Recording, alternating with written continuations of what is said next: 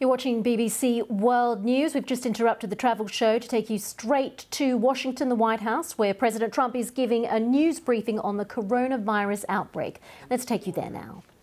In Afghanistan, 19 years, going on 20 years, and there hasn't been a moment like this. We've had very successful negotiations. We think they'll be successful in the end. The other side's tired of war. Everybody's tired of war. That's been a particularly long and gruesome one. And I want to congratulate President Ghani and the people of Afghanistan. I want to remember all of the people, all of the great, great men and women that have lost their lives in the war, and to their parents and wives and husbands and families, brothers and sisters. It's a great, great people. Many lives over such a long period of time have been lost. I want to thank our wounded warriors, people that are still bearing pain and all of the problems that they've had to go through. And they're incredible people, incredible spirit. I'd go to Walter Reed and see them so often, and the spirit they had, they wanted to go back. Despite their wounds, they always said, I want to go back. Wounded warriors, they're incredible people. I guess most of all, I want to thank all of the people in the United States for having spent so much in terms of blood, in terms of treasure and treasury, the money that has been spent, the lives that have been lost. We just signed an agreement. How soon do you expect troops to be coming back? Today. Okay? Today. They'll start immediately. So, ladies and gentlemen, we'll be doing this quite often. We're going to keep you abreast of all of the facts. And again, I want to thank the professionals. They are great professionals. I've gotten to really know them and see them under very interesting and tough and trying conditions. We have the finest in the world. I will say this, other countries call us and they ask, would it be possible for them to speak to Anthony and Bob and the people that you're talking to on a daily basis now. So we're going to be very transparent. We'll be meeting you probably tomorrow or the next day. We'll keep you abreast. Thank you very much. What's the latest on the numbers to Congress, sir? The US President Donald Trump there winding up. A news conference has gone for about an hour. He's covered several topics there. He was flanked by the US Vice President Mike Pence, and you saw a well-renowned immunologist there and the head of the CDC. Of course, they started talking about the Taliban US agreement that they've signed there to try and wind down tensions in the US military presence. But of course, what everybody was there to talk about was the coronavirus and the effect of that virus on the US. And we learned that a person had died overnight in her late 50s.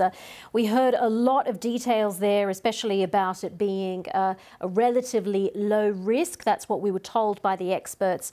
And a lot of details about travel restrictions as well. Let's go to Peter Bowes in Los Angeles to have a little chat about this. Peter, there's a lot to go through. There's the political side and there's also the scientific side, the health side. But let's start with what they were talking about in terms of the virus itself. Very much trying to say that it was a low risk even though someone had died. The overriding tenor of this news conference was clearly just to allay the fears of Americans, to many people concerned about what they are hearing, that this is simply not a risk to the vast number of people in this country, that Americans can go about their everyday lives. They don't need to go out and buy and wear face masks, although the President and his team at pains to point out that there is a huge stockpile of face masks if needed, and opening that potential possibility that this could get worse, that there will indeed be more cases. But currently there are only 22 patients in the United States. We did hear a little bit more detail, as you say, about that woman in Washington State in her late 50s who died. We heard that news just in the last couple of hours. We also know from separate separately from this news conference from the hospital that she had been suffering from a serious respiratory condition. And this, of course, comes on the back of the news in the last 24 hours or so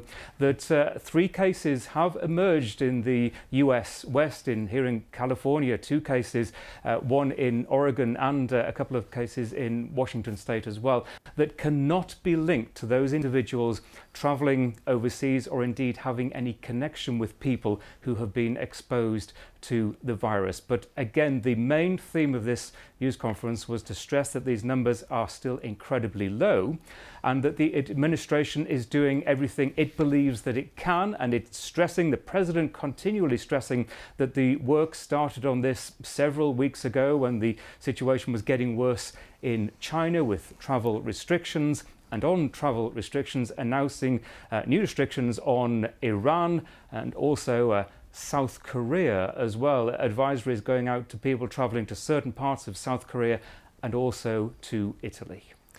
Peter, let's look at the politics. So Donald Trump was questioned about using the word hoax, and Mike Pence came under fire about his background as Indiana governor. There really is a political dimension to this. There certainly is, and the president has come under a lot of criticism over the last few days for being slow to act on this. And on Friday, he did use the word hoax in relation to this disease. He was pressed on that, and he explained that what he says he means is that the hoax is on Democrats for the way that Democrats are interpreting this and trying essentially to put blame on others. And clearly what some Democrats are doing is trying to blame the president. And Mr. Trump said that no one could possibly describe the situation with the disease as a hoax. He seemed to be quite open about that. He said that's not what he was referring to. When he used that word, he was talking about the politics.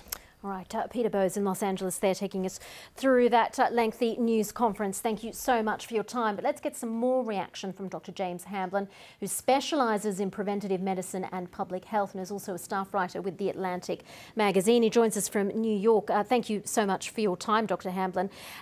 First of all, I'm interested in your thoughts on Donald Trump and the experts that were around him saying that there is a very low risk here. Do you think that was fair? They are speaking in the very short term when they say very low risk. The very fact that they're mentioning stockpiles of masks, year-long projections for vaccines, openly admitting that this is going to spread within the United States. The emphasis on saying that the risk is low struck me as short term, and at the same time, you're clearly getting the message that in the longer term, the risk is going to increase. There was very much a desire to say we'll continue to reassess it. The situation may change.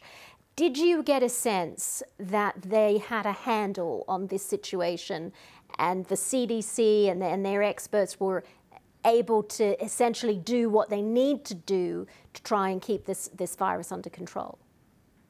Well, as you said, there were a lot of political dynamics that you could read in Dr. Fauci's responses particularly. He openly said that there will be young people who pass away, that this disease will mostly sicken older people with chronic illnesses, but that we need to expect that as a par for the course here.